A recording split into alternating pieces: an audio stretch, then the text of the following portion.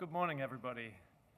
My name is Matt Tucker. I am from Liverpool in the UK, and I feel like I'm following in some famous footsteps because I read that the Beatles loved Greece so much. In 1967, they actually tried to purchase a Greek island so they could live there and be free in a hippie world. It didn't quite work out, but I hope that me being here in Athens, I can hopefully share some interesting knowledge and insights with you from some of the recent research that IFMA has been producing.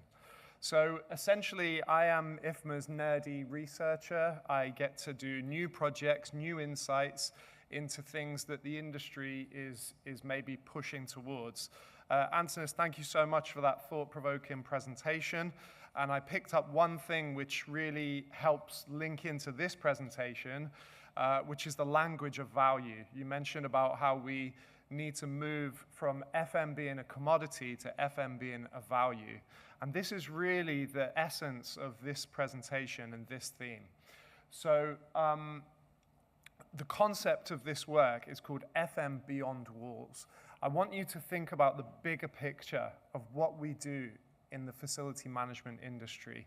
We focus so much on what we do internally inside our buildings, which, yes, is critical, but actually our influence goes way beyond that.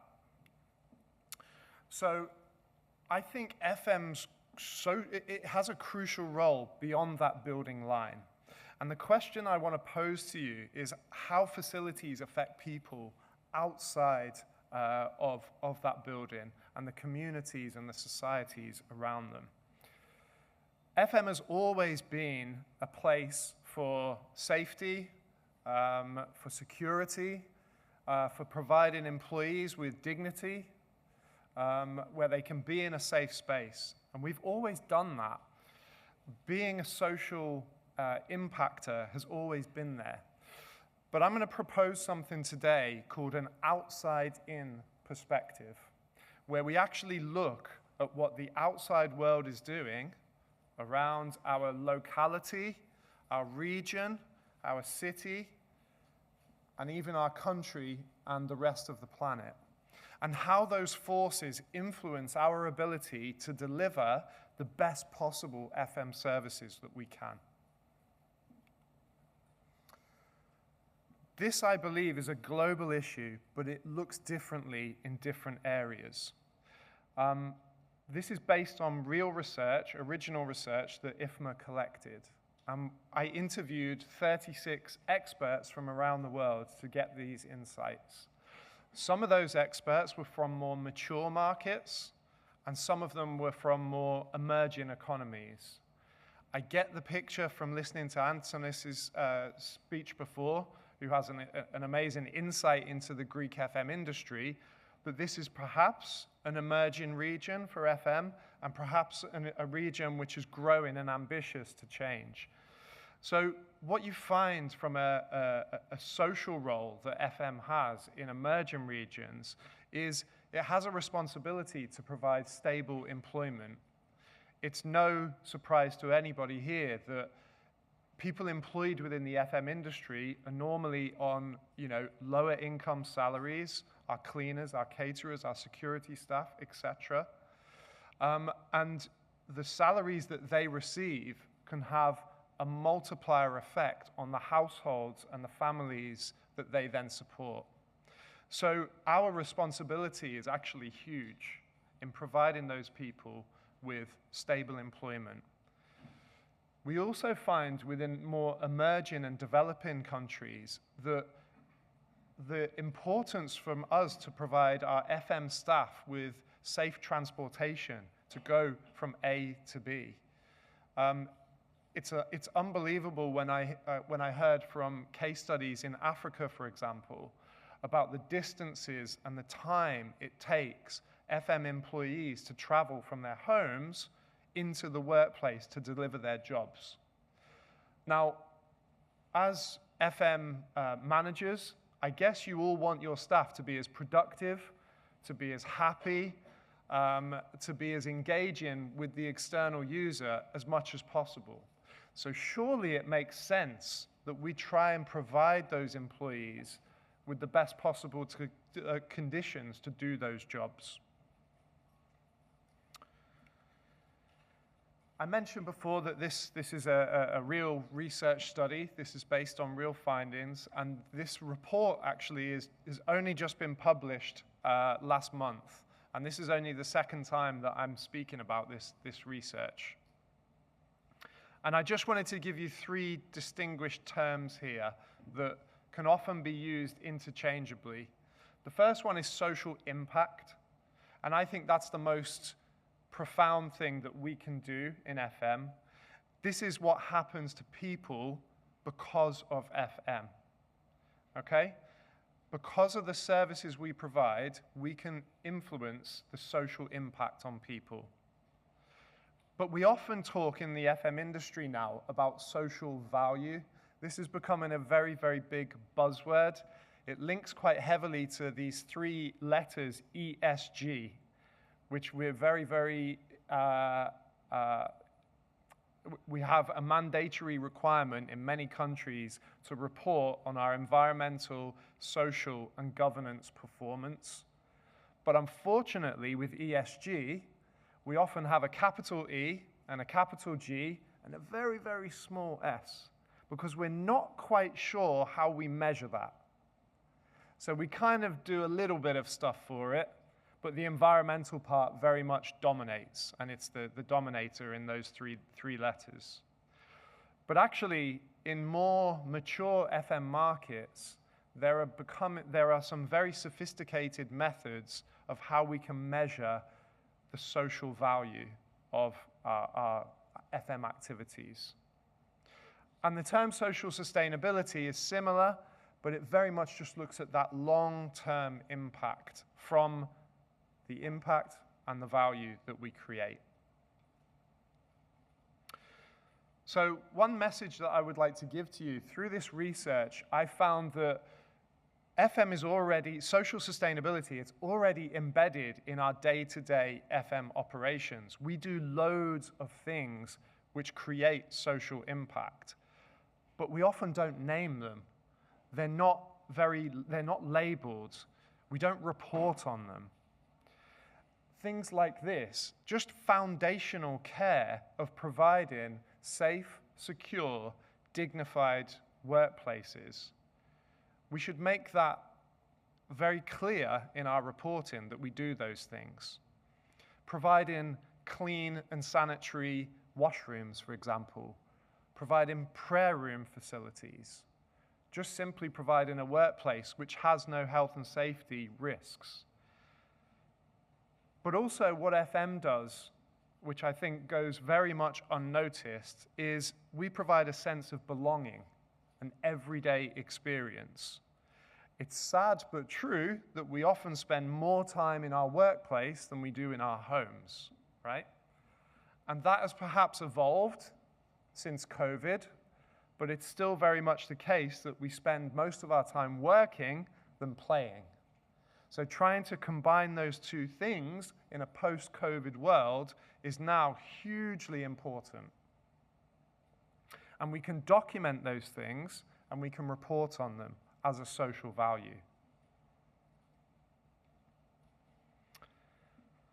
So FM supports communities through the way we operate every day. Facilities actually can become community anchors. So I saw lots of amazing case studies where the facility itself becomes a hub for local community activities. Examples like the Nike headquarters in the Netherlands. Naturally, being Nike, they have amazing sports facilities, basketball courts, soccer fields, swimming pools. And what they actually do is they actively invite the community to use those facilities. They become immersed in that facility. It becomes part of the day-to-day way in which it runs. Another case study was a campus in Canada, where actually there are certain elements of the facility that the general public can come in and use. People who are homeless can actually come in, and there are designated washrooms that they're able to use as part of the community to help their well-being and their resilience. And I suppose the most common thing that we think of here in supporting communities is our design and inclusion. We might hear from some of those areas in terms of equality and inclusion a bit later on in some of the other speeches, but this is also a common thing of how we can create social impact. And the final one on this that I wanted to mention, which is hugely prevalent now in a post-COVID era, is the ability for facilities to transform into areas of crisis response in times of need. So if you think about the period during COVID-19 in 2020, how many facilities do you know which transformed from their day-to-day use into an area of testing, diagnosis, and actually DIY hospitals? FM staffs were at the front of that line. In the UK, I know the media was very, very dominant in terms of healthcare professionals during that time. But really, facility professionals were the unheard voice in all of that, in making it happen. That is probably the biggest social impact I can think of. The ability for FM to support resilience in times of need. So going back to this idea of taking this outside-in lens perspective, what I think we actually have the ability to do as facility professionals is create this idea of contextual intelligence. We often talk about things like the intelligent client, but actually, FMs can be a contextual, intelligent provider. What that means is, we don't just provide services as a commodity. We provide them contextually based on our social realities around us. For example, workforce realities, the percentage of employees which are employed from the local area, the percentage of employees which maybe come from deprived backgrounds, etc. Timing and governance and regulation also can help and hinder this.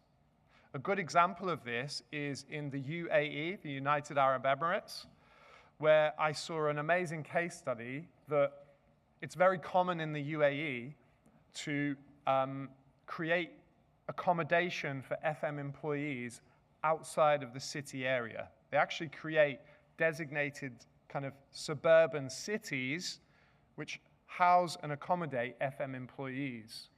And what the government is very proactive in doing is creating standards of living, livelihood, and well-being for those employees. So when they actually turn up in the corporate office environment, they have good hygiene, they have good healthcare, they are ready to work, basically. So I'm going to give you the gift of time now and skip past some of this. I'm finished with this slide, which essentially shows 6 key, I call them levers, but perhaps 6 key influences that facility management can have to create a socially impactful industry. How you design your workforce, the hours, the benefits, the locality of those workers, training and mobility. Training often happens within FM, unfortunately, when you are on the job. You learn through trial and error. But actually, we need to provide formal pathways for all of our employees. Procurement and supply chain is often the biggest barrier to creating a social and environmental sustainable FM environment. Simple changes to our procurement contracts can elevate its social impact. Place and space. What can you give back to the community? How can you invite the community in to provide a better experience in everyday life for that facility. Circularity is huge. I have a separate report which is readily available on circular facility management, which you should have a look at, in which the benefits of actually being environmental spins out into being a social impact too. And as I mentioned before, continuity and resilience. Emergency preparedness and business continuity are now high on the agenda for all FM departments in a world of uncertainty. How can we make sure that we have that readily available in times of need? So I'm going to get to the end now and say that FM is not just supporting social sustainability. It is social sustainability in operation. We embed this in our everyday DNA. So let's try and bring that out, evidence it, and report on it so we get true social value from what we do. If you want to read more about this report, you can hit that QR code, and this will actually take you through to IFMA's research and benchmarking webpage. On this webpage, many of the reports are freely available, so you can access those and have a deeper dive into them. Thank you very much for listening, and happy to talk to people in the coffee break if you want to come and grab me. Thank you very much.